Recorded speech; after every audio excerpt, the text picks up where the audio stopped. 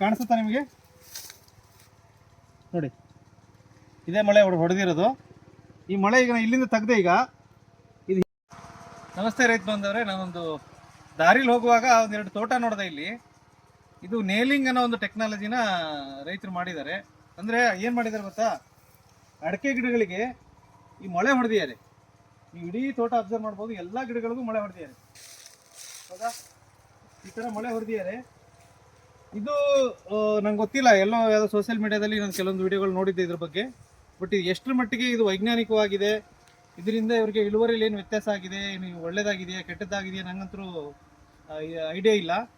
But ನಾನು ಹೇಳೋದೇನಂತ ಹೇಳಿದರೆ, ಅಡಿಕೆ ಗಿಡ ಇದು ಪೆರಿನಿಯಲ್ ಕ್ರಾಪು, ಜೊತೆಗೆ ಇದು ಫೈಬ್ರಸ್ ರೂಟ್ ಸಿಸ್ಟಮ್ ಇರೋಂತಂದ್ರೆ ತಂತು ಬೇರೆ ಇರ್ತಕ್ಕಂಥ, ತಾಯಿ ಬೇರೆ ಇರ್ತಕ್ಕಂಥ ಗಿಡ ಅಲ್ಲ ಇದು.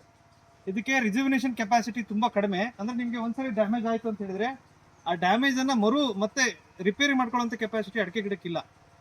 ಇನ್ನೊಂದು ನಿಮ್ಗೆ ಇಲ್ಲಿ ತೋರಿಸ್ತೀನಿ ಬನ್ನಿ.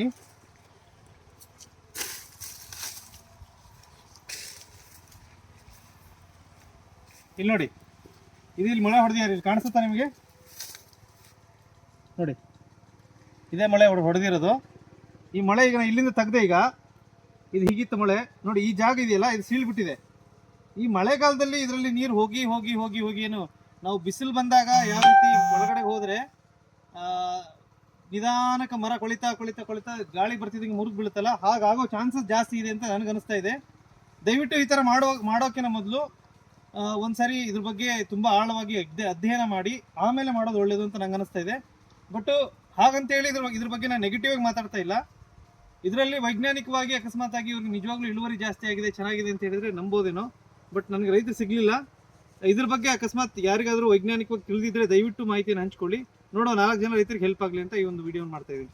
ನೋಡಿ, ಗಿಡ ಎಲ್ಲ ನಿಮಗೆ ಇಡೀ ತೋಟ ಅಬ್ಸರ್ವ್ ಮಾಡಿರಿ, ಎಲ್ಲ ಕಡೆ ಮಳೆ ಹೊಡೆದಿದೆ. ಇದು ಒಂಥರ ನಿಮ್ಮದು ಈ ಅಂಬ್ರೋಸಿಯಾ ಬೀಟಲ್ ಅಥವಾ ಕೆಂಪು ಮೂತಿ ಹುಳು, ರೆಡ್ ಪಾಮ್ ಇವಿಲ್ ಡ್ಯಾಮೇಜ್ ಮಾಡಿದಾಗ ಏನು ರಕ್ತ ಸೋರುತ್ತಲ್ಲ, ಈ ಅಂಟು ಸೋರುತ್ತಲ್ಲ, ಆ ಥರ ನಿಮಗೆ ಎಲ್ಲ ಗಿಡಗಳಲ್ಲೂ ಅಂಟು ಸೋರಿದೆ. ನಾನು ಸ್ಟಾರ್ಟಿಂಗ್ ಇದು ರೆಡ್ ಪಾಮ್ ಇವಿಲ್ದೆ ಅಥವಾ ಅಂಬ್ರೋಸಿಯಾ ಬೀಟಲ್ದು ಡ್ಯಾಮೇಜ್ ಅಂತ ಅಂದ್ಕೊಂಡೆ. ಬಟ್ ಇದೆಲ್ಲ ಇದು ಮಳೆ ಹೊಡೆದಿರೋ ಅಂಥದ್ದು. Thank you.